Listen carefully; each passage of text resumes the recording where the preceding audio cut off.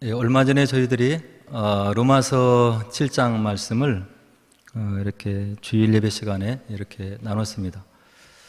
사도 바울이 죄 문제를 가지고 처절하게 고민하는 거죠. 내가 하나님의 사도로 부름을 받아서 하나님의 뜻 가운데 살기를 원하는데 나의 마음을 살펴보니까 하나님 뜻대로 살지 못하는 것 같다. 그리고 생각해서는 안 되는 그런 것들이 내 속에서 계속해서 올라오는 것 같다. 그래서 사도 바울이 이렇게 비명을 지르잖아요. 내가 죽을 자와 같이 되었다. 이 사망의 몸에서 누가 나를 건져낼 것인가. 이렇게 처절하게 세 번째 하늘을 올라갔던 사도 바울이 7장에서 좌절을 하고 있는 거예요.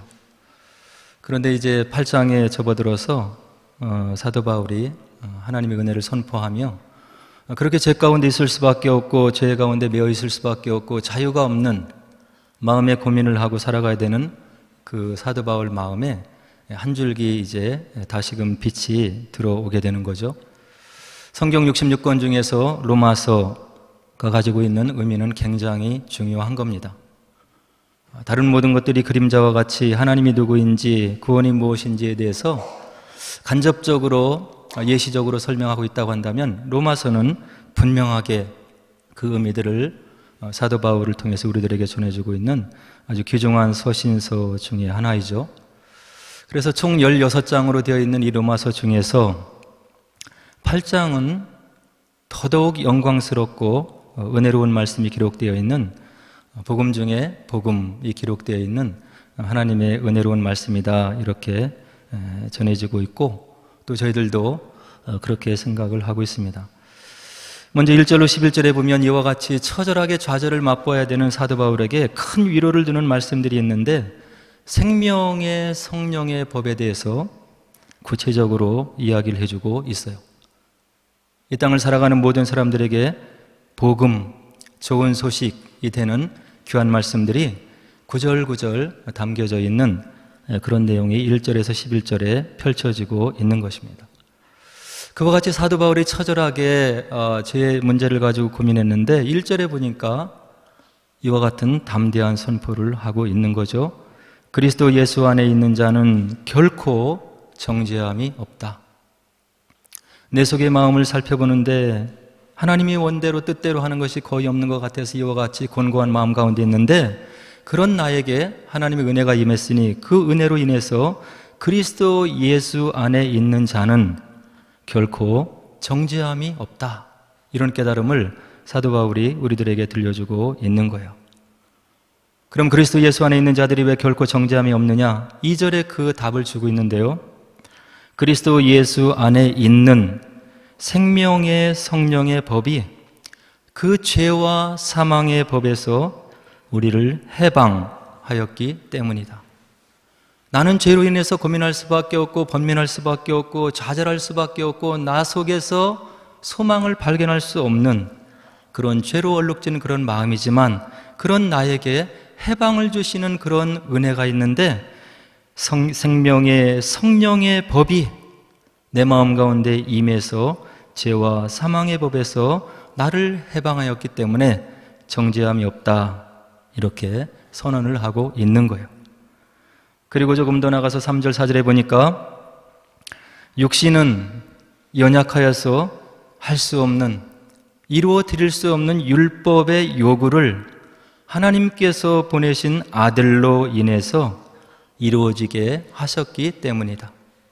율법으로 인해서 우리가 죄인이고 죄라는 것을 깨닫게 된다고 이야기를 하고 있잖아요, 하나님 말씀이. 그런데 그 율법을 우리 인간의 태생적인 본능과 능력과 결단을 가지고는 바로 이루어드릴 수 없음을 바울이 또 고백을 하고 있는 거예요. 인간의 모습으로, 인간의 본성으로, 인간의 생각으로, 의지와 결단으로 할 수 없는 것이 율법의 요구인데 그 율법의 요구를 대신 완성해 주신 분이 계신데 그분이 누구냐면 하나님께서 보내신 아들이 있다. 그 아들로 인해서 율법의 요구가 완성이 되어졌고 우리는 그 아들의 행위를 믿음으로 그 율법의 의가 우리에게 도달하기 때문에 죄와 사망의 법에서 벗어나게 되는 그런 은혜가 오늘 저와 여러분들에게 임했다고 바울이 이야기를 해주고 있는 거예요. 그리고 7절에서 뭐라고 얘기를 하냐면 육신의 생각은 하나님과 원수가 되는 것이다. 하나님 말씀이 아니더라도 이거는 금방 깨달아 알 수 있는 그런 이야기죠. 육신의 생각, 우리 마음속에 올라오는 생각들, 그리고 관계 속에서 우리가 생각하는 모든 것들, 이런 모든 것들을 다 되뇌어보고 생각해보면 하나님과 원수가 되는 생각들, 그런 어떤 사유들, 그런 마음들이 끊임없이 올라오고 있는 것을 하나님 말씀이 아니더라도 우리가 경험적으로 알 수 있다고 하는 이야기예요.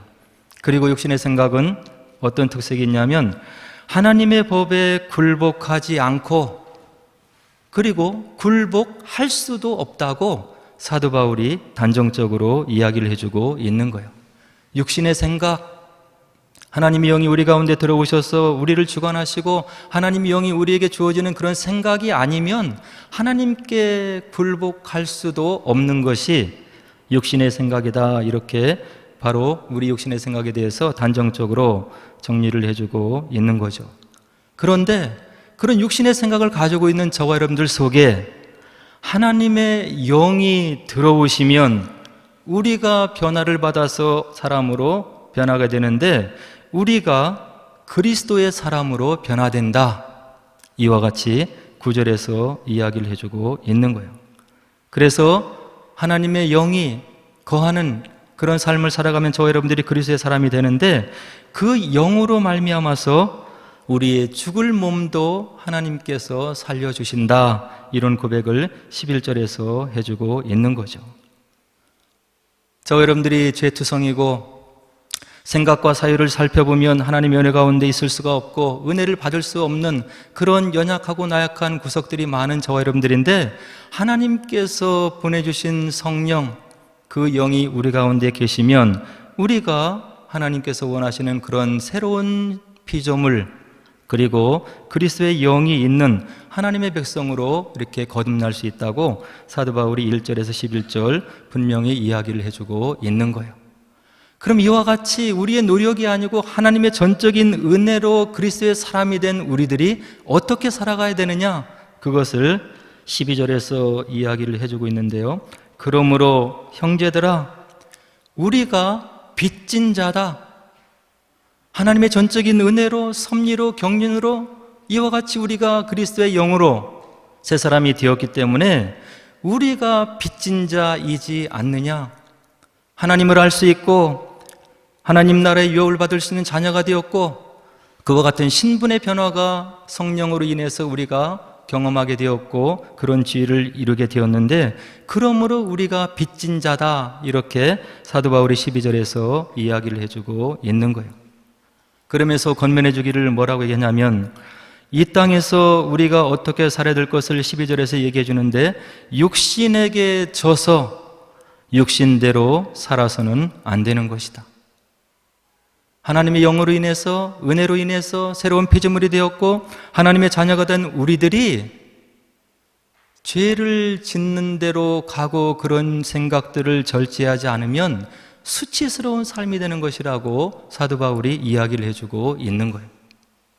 영예로운 하나님의 영을 담고 있는 그로 인해서 거듭난 심령이 되고 새로운 피조물이 되었으면 영예로운 결정들을 해야 되고 생각을 해야 되고 그런 삶을 살아야 되는데 거기에 미치지 못하는 삶을 살면 우리가 수치스러운 삶을 사는 것이다. 이렇게 이야기를 해주고 있고요. 13절에서는 조금 더 나가는데 우리가 하나님의 영으로 인해서 거듭났음에도 불구하고 육신대로 살면 반드시 죽을지도 모르는 그런 일이 또 생길 수도 있다. 이렇게 얘기를 하면서 영으로서 몸의 행실을 죽으면 우리가 살 것이다. 이것은 다시 말해서 무엇이냐면 구원이 은혜로 임했으면 그 이후에는 우리가 잘하려고 하는 노력이 필요하다고 하는 거예요. 하나님의 은혜로, 하나님의 섭리로, 하나님의 경륜 가운데 그리스도의 영이 내 마음속에 들어오셔서 은혜를 은혜대로 여기고 내가 거듭난 심령이 되었고 하나님의 자녀가 되었고 예수 그리스도의 제자가 되었으면 그 이후에는 성령을 힘입어서 우리가 그리스도의 장성한 분량까지 자라도록 노력하는 그런 삶을 이 땅에서 살아야 될 것을 오늘 사도 바울이 힘주어서 이야기를 해주고 있는 거죠. 그리고 죄에 대해서 심각하게 생각하라. 사도 바울은 갈라디아서 5장에서 뭐라고 얘기하냐면 육체의 일은 분명하다. 곧 음행과 더러운 것과 호색과 우상 숭배하는 것과 주술과 원수 맺는 것과 분쟁과 시기와 분냄과 당 짓는 것과 분열함과 이단과 투기와 술 취함과 방탕함과 또 그와 같은 것들이라. 전에 너희에게 경계한 것 같이 경계하노니 이런 일을 하는 자들은 하나님의 나라를 유업으로 받지 못할 것이다. 하나님의 은혜로 저희들이 하나님의 자녀가 되고 은혜의 경륜 가운데 들어가는 거죠. 구원이라고 이야기를 하고 있는 거예요. 그러나 여전히 사도 바울이 고민했던 것과 똑같이 우리 가운데 육신의 생각이 있을 수 있고 그 가운데 우리가 살아갈 수 있다고 하는 이야기예요. 구원 이후에 주님의 도우심과 경륜 가운데 저와 여러분들이 자라나야 될 것을 오늘 사도 바울이 분명히 이야기를 해주고 있는 거죠. 그리고 14절에 또 뭐라고 우리의 신분을 분명히 얘기해 주냐면 하나님의 영으로 인도함을 받는 사람의 신분이 있는데 그것은 하나님의 아들이라고 하는 신분이 새로 주어진다. 은혜이지 않느냐? 그런 얘기를 14절에서 이야기를 해주고 있는 거예요. 그리고 하나님의 아들, 새로운 신분이 된 그에게 특권이 있는데 15절에서 뭐라고 얘기하냐면 우리는 다시 무서워하는 종의 영을 받지 아니하고 양자의 영을 받은 것이다. 양자의 영을 받으면 우리가 어떤 현상이 일어나느냐? 15절에 또 얘기하는데 우리가 하나님을 아빠, 아버지라고 부를 수 있는 그런 특권이 주어진다고 이야기를 해주고 있는 거예요. 예수님을 믿기 전에, 예수님을 만나기 전에 하나님을 아버지라고 부르는 사람들이 우리 눈에 이상하게 보인 그런 경험들이 있을 거라고 생각이 되는 거죠. 하나님의 영이 내 마음 가운데 들어와 있고 하나님의 아들로 회복이 된 우리들에게는 하나님을 향해서 아빠라고 부를 수 있는 자격이 주어진다고 사도 바울이 이야기를 해주고 있는 거예요. 예수님 오시기 전 유대인들에게는 이 하나님을 아빠라고 부르는 그런 기록과 그런 어떤 일들이 없었다고 성경을 연구하는 학자들은 이야기를 해주고 있는 거예요. 예수님께서 오셔서 하나님을 향해서 기도하실 때 아빠, 아버지라고 부르면서 기도하시는 그런 모습을 우리가 복음서에서 여러 군데 볼 수 있는 거죠. 유대인들은 출애굽기 3장 14절에서 하나님께서 모세에게 일러주신 그 네 글자, 히브리어 네 글자를 성경을 읽다가 만나면 발음을 하지 않는 거예요. 불경스럽게 나와 같은 죄인이 하나님의 이름을 어떻게 내 입을 벌려서 발음을 하느냐, 그런 경건성을 내세워서 발음을 하지 않았기 때문에 지금도 히브리 사람들, 유대 사람들은 그 네 글자를 뭐라고 정확하게 발음하는지 모른다고 이야기를 하고 있는 거예요. 그만큼 아버지 하나님을 두려운 존재로, 경외하는 존재로 여기면서 조금은 거리가 있는 그런 유대인들과 달리 우리 예수님께서는 그 하나님을 아빠라고 불리면서 기도하시는 예수님의 모습을 우리가 복음서에서 확인할 수가 있는 거죠. 이 하나님을 아빠라고 볼 수 있는 특권이 저와 여러분들에게 바로 성령 가운데 주어졌다고 하는 이야기예요. 어린아이에게 아마도 아빠라고 하는 존재는 전능한 존재로 비치지 않을까, 그렇게 생각해 볼 수 있는 거죠. 아이보다 키가 크고 힘이 세고 아빠에게 무엇을 요구하면 다 들어주는 아빠, 그런 모습들, 아마 그런 모습을 생각하면 우리가 하나님을 생각할 때 어떠한 마음으로 우리 하나님을 친근하게 생각하고 바로 예수 그리스도의 영을 통해서 그 어미하신 하나님이 우리에게 이와 같이 가까워졌구나 하는 것을 보고 느끼고 기도 가운데 우리가 체험을 하면서 하나님 앞에 감사해야 되겠다 하는 생각을 해보게 되는 거예요. 그리고 16절에 또 중요한 얘기를 바울이 해주고 계신데 성령의 증언을 얘기해요. 우리가 하나님의 자녀가 된 것을 성령이 친히 우리의 영과 더불어 증언해 준다. 그런 얘기를 바울이 이야기를 해주고 있는 거예요. 내가 하나님의 자녀가 된 것을 어떻게 알 수 있습니까? 성령께서 내 마음속에 성전 삼고 계신 성령께서 친히 우리의 영과 더불어서 그 신분을 증언해주고 있다, 이렇게 이야기를 해주고 있는 거죠.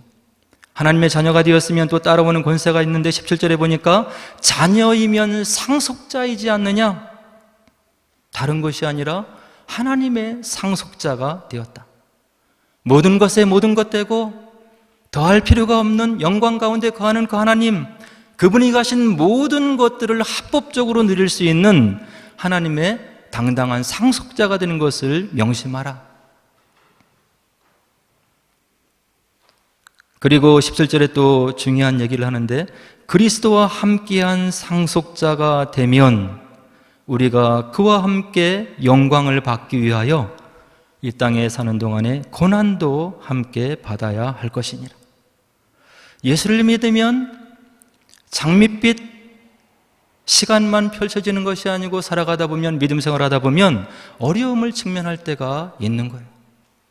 그것은 아마도 온전히 회복되지 않는, 회복되는 과정에 있는 하나님 나라이기 때문에 겪는 고난일 수도 있고, 하나님의 뜻과 경륜 가운데 특별한 사람들에게 주기 위한 훈련과 연단의 과정 속에서 오는 고난일 수도 있고, 또 대부분은 우리가 믿음으로 구원받고 하나님의 자녀가 되었지만 아직도 지혜가 부족하고 생각이 부족하고 하나님 나라에 대한 경험이 부족하기 때문에 우리가 판단을 잘못 내리는 거예요.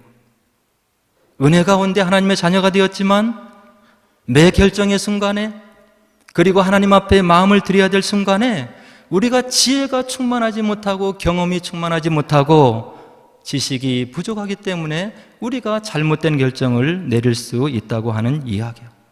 그래서 오는 고난들이 이 땅에서 있을 수 있다고 하는 이야기죠. 이스라엘 백성들도 출애굽기를 보면 전적인 하나님의 은혜로 출애굽을 하는 모습을 우리가 확인할 수 있는 거예요.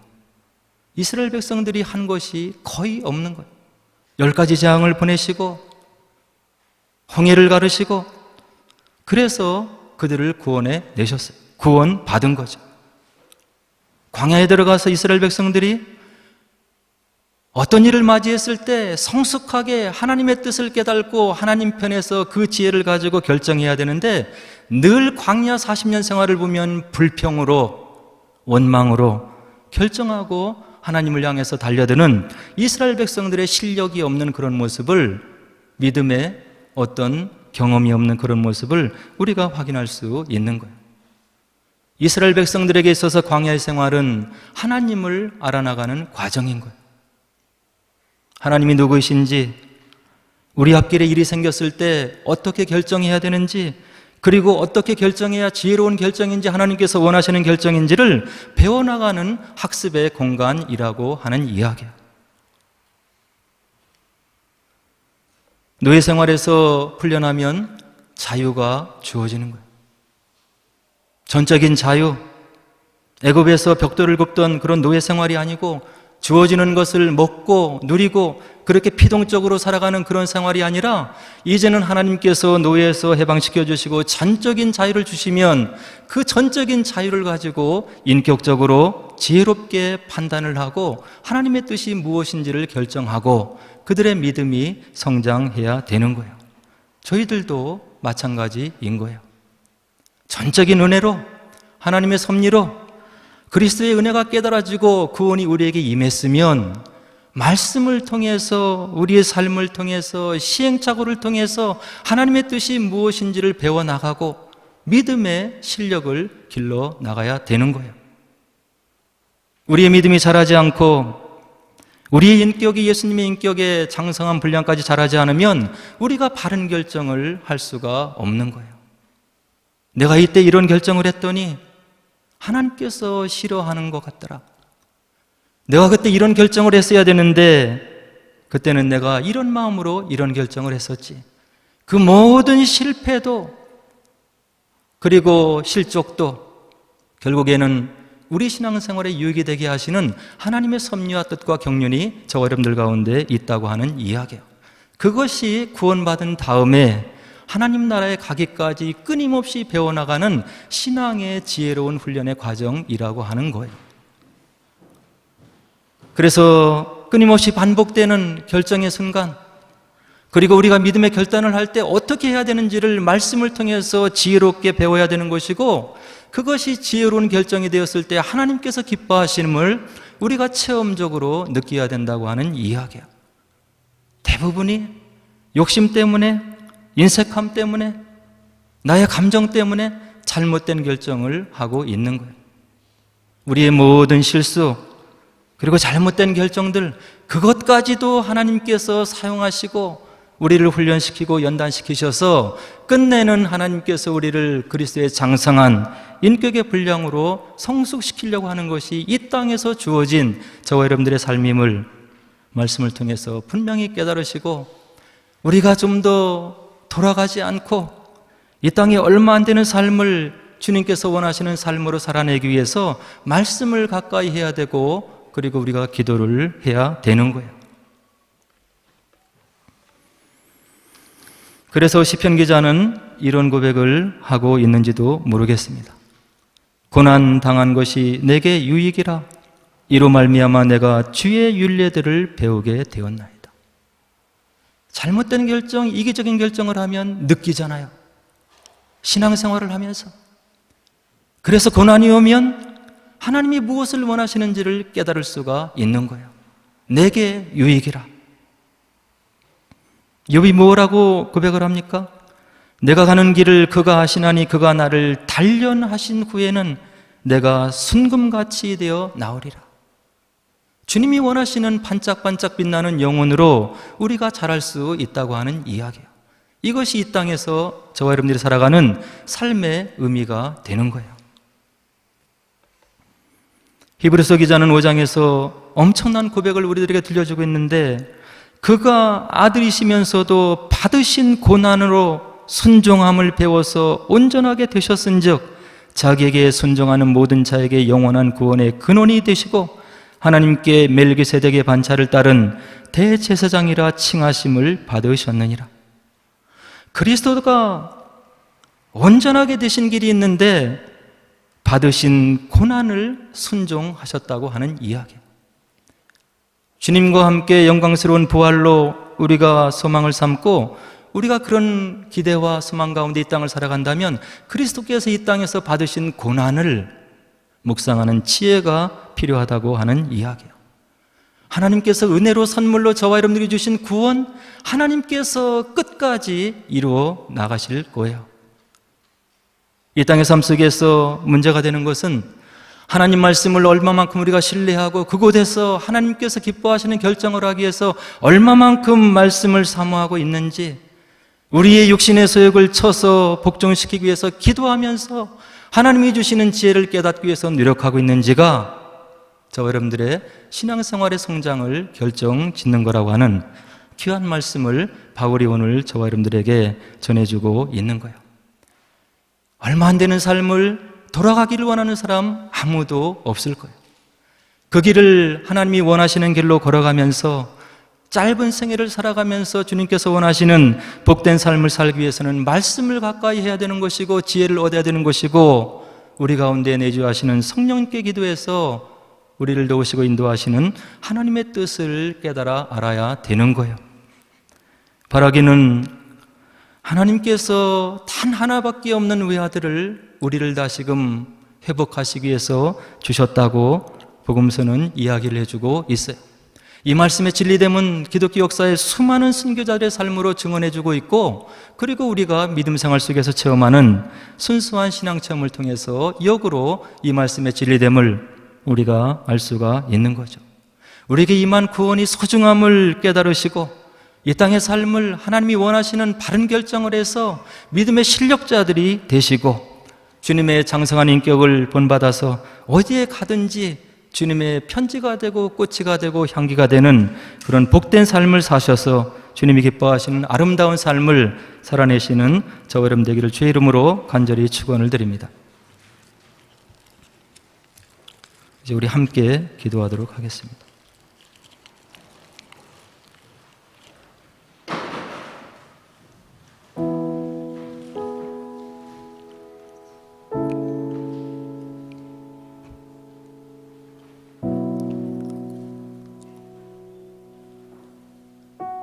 하나님의 말씀은